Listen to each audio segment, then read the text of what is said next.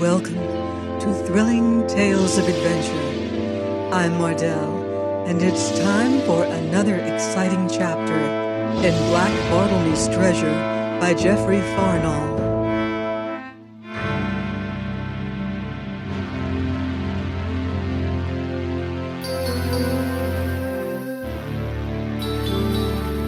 Chapter 15.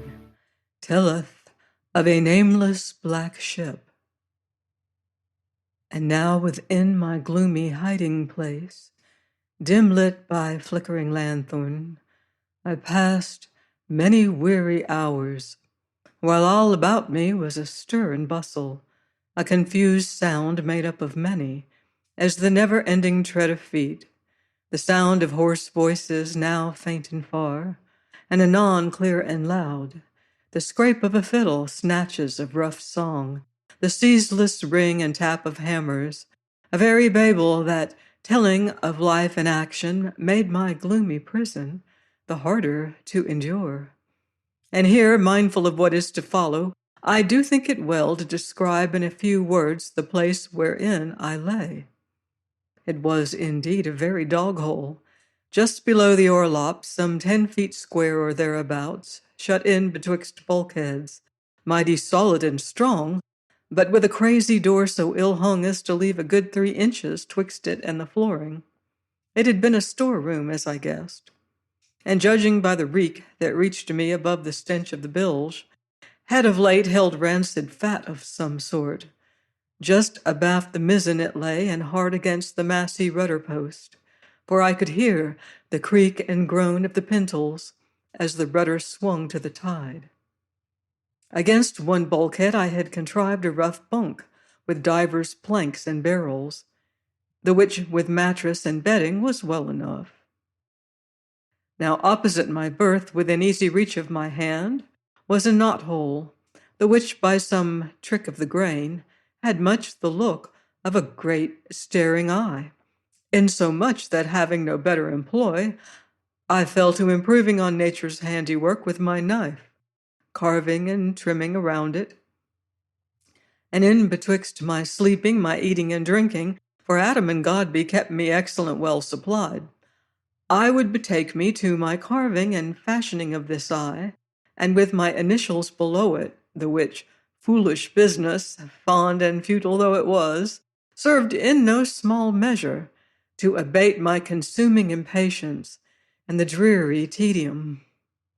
Howbeit on the 3rd day, my situation becoming unbearable, I stumbled out from my dog-hole, and groping my way past kegs and barrels, firm wedged in place against the rolling of the vessel, I climbed the ladder to the orlop. Here I must needs pause, for dim though it was, the light from the open scuttle nigh blinded me. In a while, my eyes growing strong, I got me to the main deck, where, again, I must stay to shade my eyes by reason of the radiance that poured through an open gun port. Glancing around after some while, I saw no one, and wondered, for here was the main gun deck.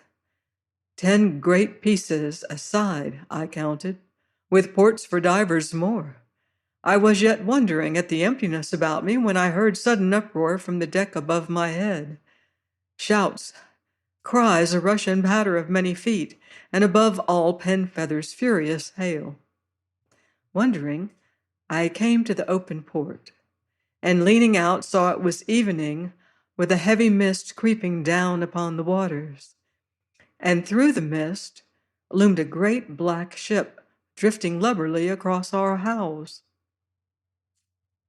Louder and more furious grew the shouting above, answered by a hail aboard of the great black craft as broadside on she swung towards us.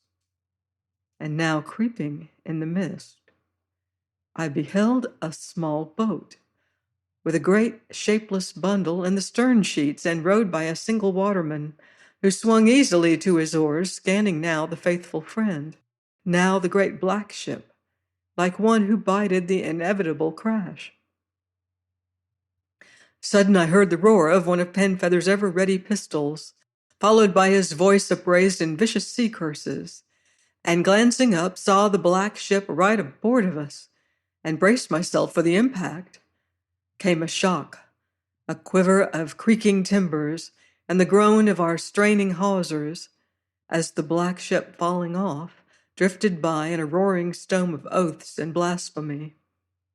Now when her battered stern galley was nigh lost in the mist, bethinking me of the boat I had seen, I glanced about, and beheld matter that set me wondering. For he was the fellow plying his oars with a will, and so near that I might have tossed a biscuit aboard him. Moreover, the great misshapen bundle had lain in the stern sheets was there no longer, which set me mightily a-wondering. Long after man and boat were swallowed up in the fog, I sat there lost in thought, insomuch that I started to feel a hearty clap on the shoulder, and turning beheld Godby, a pair of great gold rings in his ears, and very sailor-like in all things from sea boots to mariner's bonnet. "Here's a ploy, Martin," says he with round oath. "Here's yon cursed lubberly craft carried away our starboard cathead, and 6 feet of the harpins with it, sink 'em, and us but waiting for my lady to come aboard to trip anchor and away. And now here's we, shore bound for another 2 days at the least. I'm a gunner, and all on account of yon black dog, burn him. A plaguey fine craft as sails with no name on her anywheres, keel haul me else. But Penfeathers winged one of the lubberly rogues, praise God, Martin, which done, and with due time to curse 'em, every mother's son of 'em, he turns to him and the carpenter and his mates, there and then to repair damages. Ha, man of mark, it's Captain Adam, pal." "Godby," says I, "did ye chance to see out of a boat, carrying a great bundle in the stern sheets, and rowed by a man in a red cab?" "Nary a blink, Martin. Why?" "I'm wondering what became of that same bundle."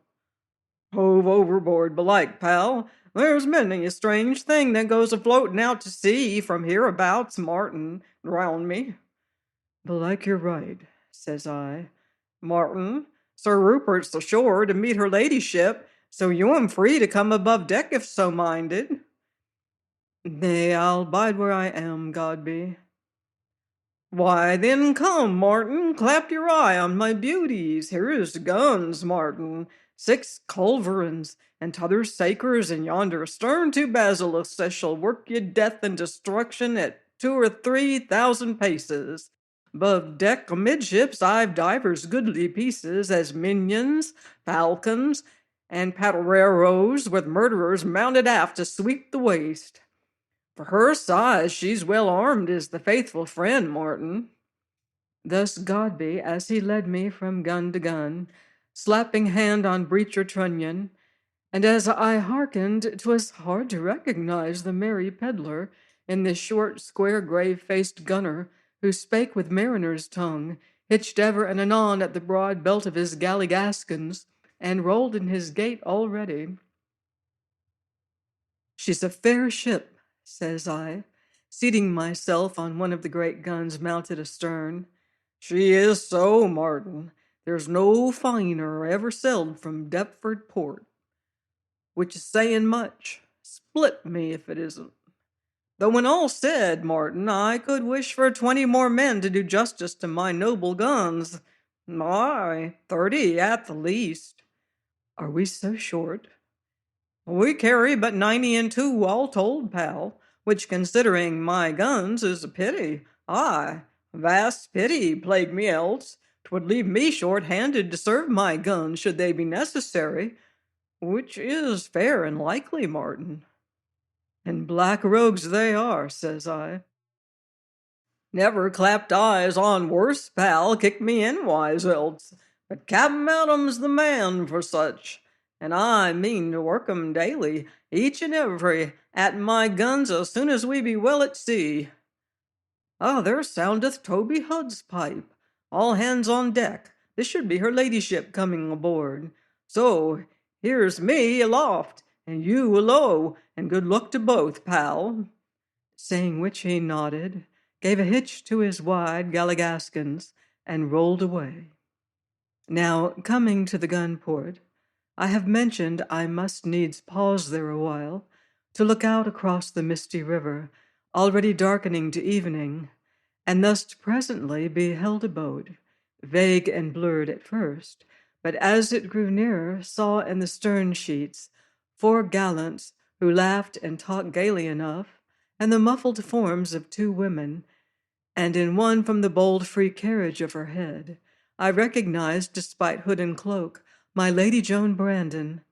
Nay, as the boat drew in, I heard the sweet, vital tones of her voice.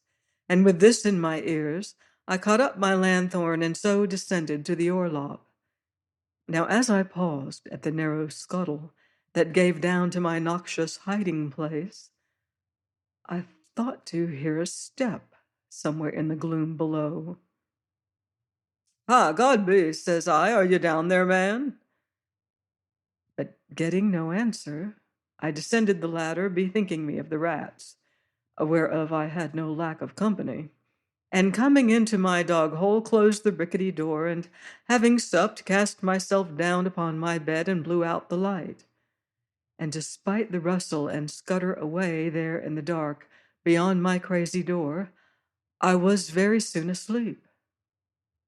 And in my sleep, what must I dream of but rats with eyes that glared in the dark, that crawled ever nearer, while one that crept upon my bosom grew and swelled into a great fellow with a steel hook in place of one hand, a face with flashing white teeth and glowing eyes that peered close, ere eyes and teeth vanished, and I sunk down and down into a black emptiness of dreamless slumber. Join me here next week for the next chapter of Black Bartlemy's Treasure on thrilling tales of adventure.